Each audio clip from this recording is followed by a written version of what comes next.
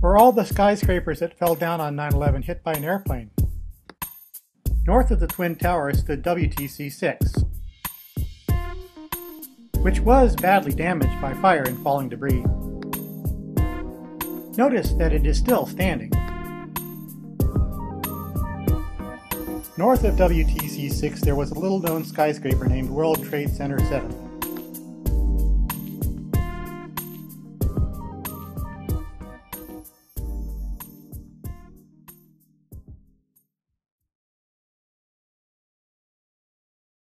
At 4:15 Eastern Standard Time, CNN's Aaron Brown reported that we are getting information now that one of the other buildings, Building 7 in the World Trade Center complex, is on fire and has either collapsed or is collapsing. At 5:10 p.m. Eastern Standard Time, BBC News reporters announced that the Salomon Brothers building, better known as the World Trade Center number 7, had collapsed. Now, more on the latest building collapse in New York. You might have heard a few moments ago I was talking about the Salomon Brothers building collapsing. And indeed it has. Apparently that's only a few hundred yards away from where the World Trade Center towers were. And it seems that this was not a result of a new attack. It was because the building had been weakened during this morning's attacks. We'll probably find out more now about that from our correspondent, Jane Stanley. Presumably there were very few people in the Salomon building when it collapsed. I mean, there were, I suppose, fears of possible further collapses around the area. That's what you would hope, because this whole downtown area behind me has been completely sealed off and evacuated, apart from the emergency workers. That was done by the mayor, Rudy Giuliani. Jane, I think many of us, when we heard the news, perhaps on the radio earlier today, were completely flabbergasted by it and just couldn't comprehend it. I mean, it almost sounded too far-fetched. I was wondering what it's felt like for you being in Manhattan. Well, unfortunately, I think we've lost the line with Jane Stanley in Manhattan. Perhaps we can rejoin her and follow that up later. Where did CNN and BBC get their information? 10 minutes later, the premature news reports came true. At 5:20 p.m., all structural elements inside Building 7 simultaneously fail, and it collapses symmetrically, imploding into a pile of rubble. A characteristic of a controlled demolition implosion is that the building is pulled inwards and falls into its own basement, ending up in a tidy mound, causing minimal damage to the surrounding buildings.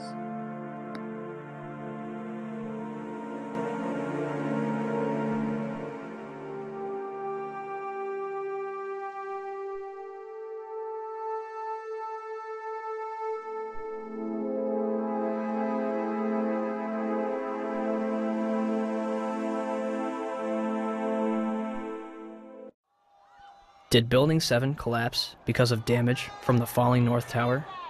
Or was it also a controlled demolition? Edited out of most video clips, observe the east penthouse 7 seconds before the implosion. Now, here we're going to show you a videotape of the collapse itself. Describe that. Now we go to videotape, the collapse of this building.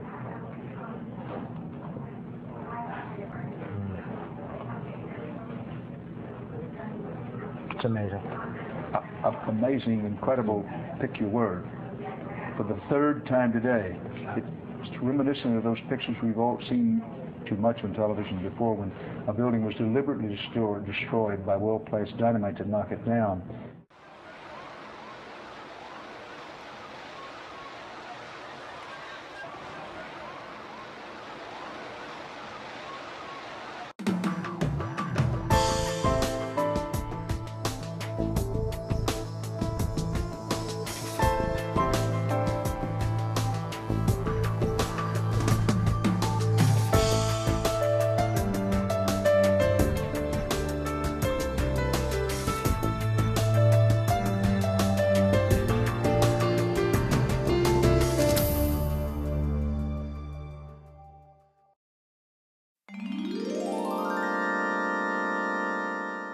Made it to the 8th floor. Big explosion. Blew us back into the 8th floor. Anybody who's ever watched a building being demolished on purpose knows that if you're going to do this, you have to get at the under infrastructure of a building and bring it down.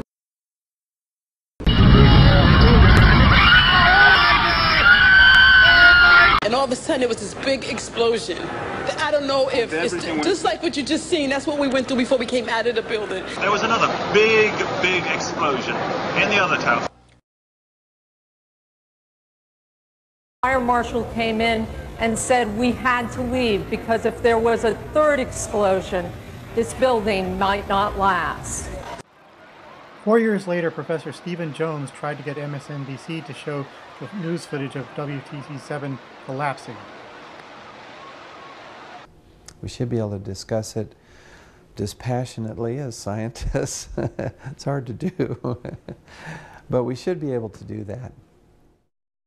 Coming up, were pre-positioned explosives behind the collapse of the Twin Towers on 9/11? We'll talk to a BYU University professor who says Muslims probably not to blame for bringing down the buildings after all, when the situation returns. Tucker Carlson, one of his associates, emailed me early in the day.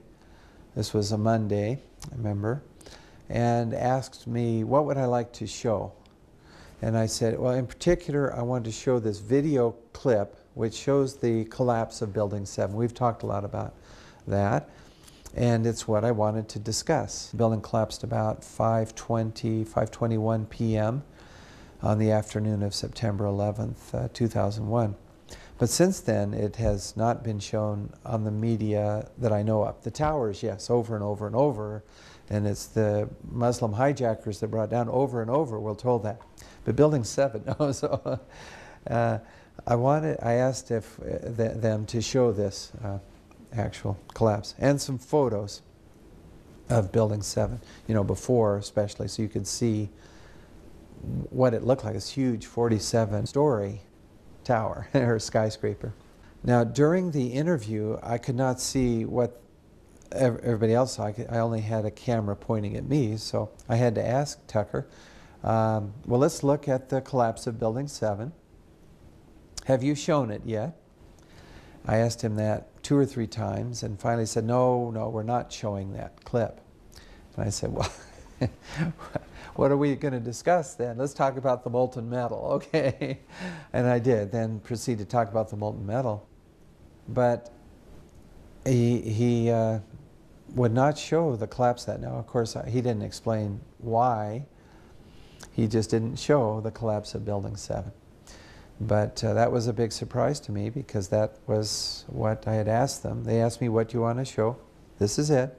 And then let's look at the collapse of that building. I've looked at the official reports by FEMA and so on regarding the collapse of these buildings. Right. I'd like to look at the collapse of Building 7 in just a minute. It was not even hit by a jet, so we should look at that one. The 2 towers, the explanation has been that the fire inside was so intense that it weakened the structural steel and that each floor collapsed down upon the next in a pancake fashion and they imploded in on themselves. Is that essentially, I think, what people think? Yeah, that's basically it, yeah. And so what I've done is to analyze these reports. But I would like to do a little experiment with you, Tucker, if I could. I sent out a video clip of the collapse of Building 7 because most people haven't actually seen that one, and that's the crux of the argument that I'm presenting. To sum up very quickly the argument for us, you believe there were explosives in the buildings planted by someone, detonated. Well, yeah. Is that correct? In other words, the hypothesis to be tested is there's 2 hypotheses here. One is fire and damage caused all 3 buildings to collapse. Okay. The other is that explosives in the buildings may have caused the collapse. And so then we analyze and see which fits the data better. And I've done that in my 25-page paper. I'm not going to let you off the hook. I really want to do this experiment with you to look at the collapse of Building 7. We don't have a lot of time for experiments, Professor, but if you could just give us one thing to hold on to. How you make these claims or appear to make these claims. Do you have any evidence that there were bombs in the building? Sure. Let's start with the collapse of Building 7. Can you roll the video clip that I sent to you? Okay, I'm not sure if we can, but to specify, that is World Trade Center building number 7. Try it. Smaller than the other two, was not hit by a plane, of course, yet it collapsed. Right, it's 47 stories. That's right. 24 steel columns in the center. Right. Trusses asymmetrically supported. Now, I can't see what you're seeing, so we just are you we rolling just see that? No, we just see the building. Who gave the order not to show WTC-7 falling? Was it because it looks exactly like a controlled demolition implosion?